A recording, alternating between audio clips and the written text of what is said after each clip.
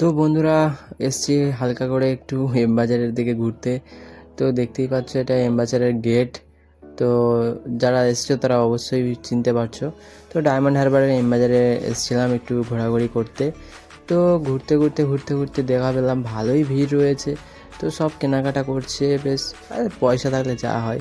তো তারপরে ঘুরতে ঘুরতে ঘুরতে ঘুরতে দেখতে পেলাম যে সব এত চকচকে ড্রেস ফ্রেস পরে আছে, আর আমি একটা কি বলবো, আসলে টাকা পয়সা নেই, তো তো কী করবো, সেই জন্য এসেছিলাম এম বাজারে কিছু কিনতে। তো তারপর হঠাৎ দেখলাম যে বাবা, এখানেও অনেক ছাবড়ি ড্যান্সার এসে গিয়েছে। তো রিলস করছে, তো ভাবলাম একটু দেখি কি রিলস করে। তারপরে বাবা মামনি যা ড্যান্সটা দেখালো, তোমরা শুধু দেখো। এখন থেকে যদি এরকম হয়, না জানি ভবিষ্যতে কি করবে। ড্যান্সটা দেখো শুধু একবার, কি ডান্স দেখাচ্ছে, বাহ রে বাহ। তো একটা রিলস হয়ে গেল। তো তারপরে আবার দেখি না শুরু করেছে। তো এরপরে তাকে শেখানো হচ্ছে যে কেমন কি স্টেপ হবে। তোমরা স্টেপ দেখে গেস করো যে এটা কোন গানের স্টেপ হতে পারে।